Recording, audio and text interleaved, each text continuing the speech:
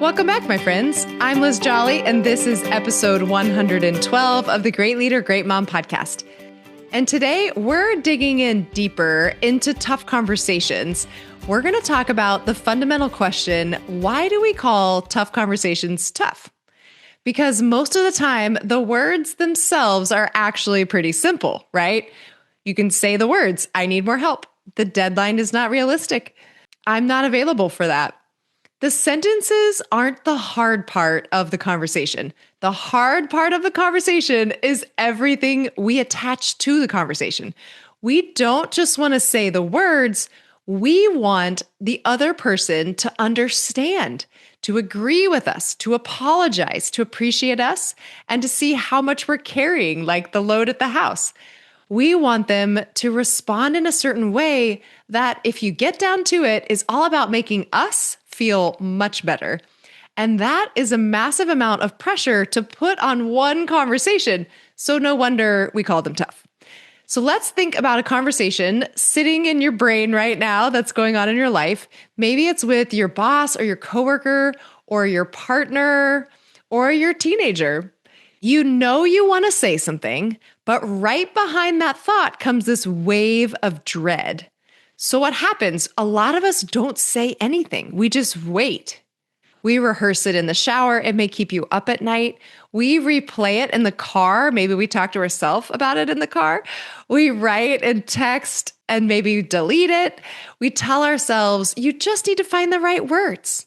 Meanwhile, the thing that drove you to want to have the tough conversation is still there. It's just leaking out under the surface. And for a lot of us, it shows up as like we're faking it. We say, oh, we're fine. Nothing's wrong. Everything's great. I'm doing just dandy. So we're making ourselves suffer because we're not having these tough conversations, but also we really don't want to have the tough conversation because we're worried about how it's going to go. There's so many things in a conversation we can't control. We wish we could, but we can't control their reaction, their opinion of us, and our own discomfort. So underneath our desire to just go and communicate, there's usually a sneaky, very human agenda, which is, I need them to change so I can stop feeling irritated or annoyed, or we can feel valued. So let's look at a work example. I've had clients tell me, Liz, tell me the exact words of what to say to my employee. They're being super negative and I need them to stop without getting defensive or quitting. And I totally get it. You know, I care about teams, truly. But underneath, I want to help them so they can grow. There's often this part that says, I need them to agree with me so I can feel like a good leader. So I know I'm doing a good job. I'm being validated. And if you walk into the room needing somebody to respond in a certain way, you're going to end up bracing, monitoring their face, and trying to manage their reaction in real time. And this just usually doesn't work. So when somebody does get defensive, we leave thinking, see, tough conversations just don't work. I didn't say the right thing. That was terrible. But the conversation didn't fail. Just because it didn't control them, it doesn't mean we weren't successful in what we wanted to do. Those are two very different things, which we'll get into in the series. Maybe there's another example that you're feeling overwhelmed at work and you want to go ask your boss about your workload. And then he adds one more thing to your plate and you're already overloaded on your calendar just to even go to the meetings. And your brain starts spinning and says, how do I push back without looking incapable or difficult? So notice what just happened. The conversation is no longer actually about the workload in terms of bringing it factually and talking it through from a prioritization standpoint. It's now about your identity. You're trying to protect your entire sense of worth in that room, right? And because that feels like way too much to really handle in a conversation, you may just stuff it down and go home and be super resentful and try to do 1 million things, which is like literally not humanly possible to even go to all those meetings. Maybe you end up at home and then you're short with your spouse or with your partner. And when they ask you what's wrong, you're like, nothing, but you're seething underneath the surface. So that brings us to the home example, where if you have a partner and maybe you want them to do more, and so you say, hey, the dishes are piling up, the kids are melting down, and you tell them, I want more help. But you don't want it to sound like you're nagging them And if we're being really honest, you don't want help with the dishes. You want him probably to see the invisible load, like all the things you do at night, and just appreciate you. So if a simple conversation about the dishes is secretly carrying the job of making your partner fully validate your good momness or your handling of the house really well, it's just a loaded conversation. It's impossible expectations. We can't control people like that. Sorry. If I could help you control them, I would be doing that. But we humans are more complicated than that. So when we're terrified of that tough conversation discomfort, we start to reach for what I call all the wrong vehicles to get us to where we want to go. And none of these things are bad inherently, but we often use them as a defense mechanism to avoid the real work. So here's the first one I want to talk about. We outsource our words. When we want to have a tough conversation, we may go to Google or ChatGPT or Friend or HR and say, tell me exactly what to say. I love a clean sentence, don't get me wrong, but a script cannot clean up your resentment and it can't guarantee a perfect reaction from the other person. We're just not that powerful. A script is a tool. It's not the work that actually prepares you to go have the conversation. So the other thing we do that really doesn't work is we vent to people instead of actually cleaning up our conversation before we go in. What this looks like is when you talk to everybody about the person and you don't actually talk to the person.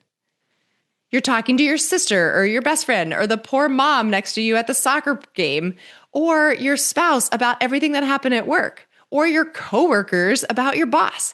And it may make you feel validated for a little bit or a little bit of relief, but it doesn't actually solve the problem. You're not giving yourself what it is you really want in these moments. So that doesn't work. The third thing I see people do is we just sort of hint and hope our way into something magically happening and them changing. So instead of saying, I need you to handle bedtime on Tuesdays, we sigh dramatically and then we overreact by like slamming the dishwasher door or stomping out of the room. And we're hoping all of our not subtle hints actually communicate what we're not saying in our words instead of really being our authentic best self and bringing it up. Hinting feels safer, but it kind of isn't. And frankly, you're just like adding to conflict and confusion and all the things you really don't want. Probably the opposite direction of all of it. So the fourth thing I see people do is we hide behind systems. And this is obviously amongst all of our corporations where we put feedback into an anonymous system, or maybe it's not anonymous, but it goes from us to the person's boss most of the time without any context.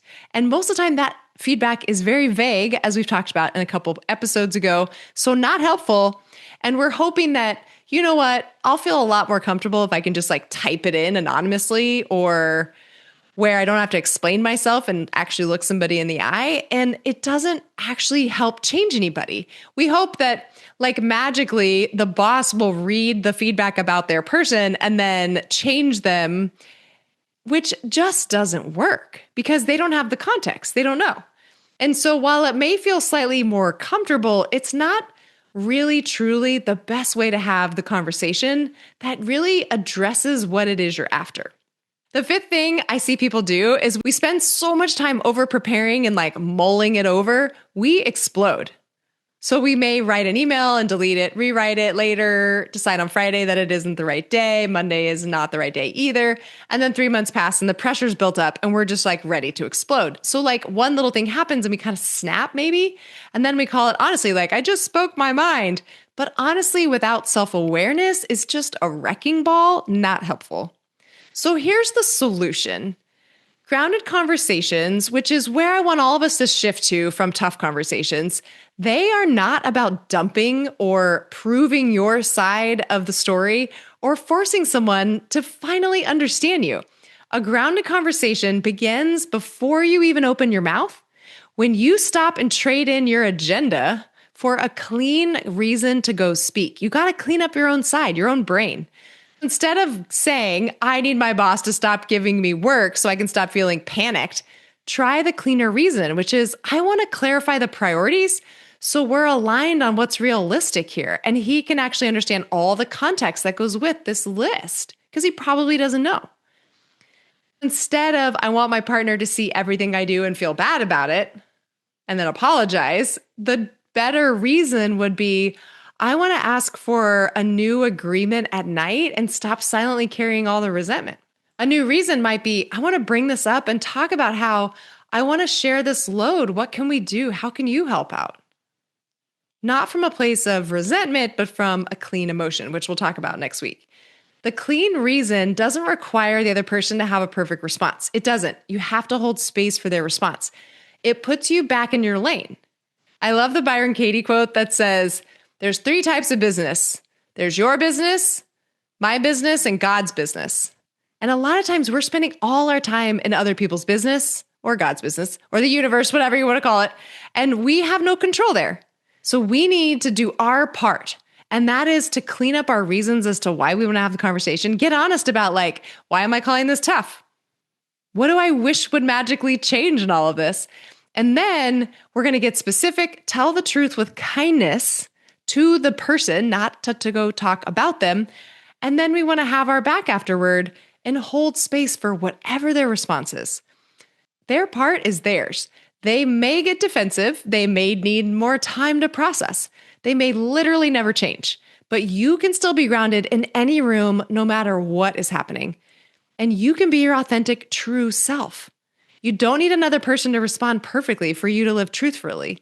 You don't need them to validate you before you're allowed to belong to yourself. So here's your practice this week. Think of one conversation that you're calling tough or actively avoiding. And before you ask, what should I say? Ask yourself, what am I hoping this conversation will give me? What am I wishing would be different about this? Just get curious. No shame, no judgment. Don't go beat yourself up over this. And if there's a conversation you keep replaying, dodging, or rehearsing, come to my upcoming Tough Conversations, Grounded Conversations workshop. We aren't going to hand you a robotic HR script, I promise. I am going to show you how to slow down the conversation you're carrying, look at what's underneath it so you can clean it up before you go and say the words to whoever it is from a place that's your authentic, clear self. Go to lizjolley.com/grounded to sign up. Let's do the work so that we can go be our grounded self in any room we're in. With that, take care, everybody. I'll see you guys next week.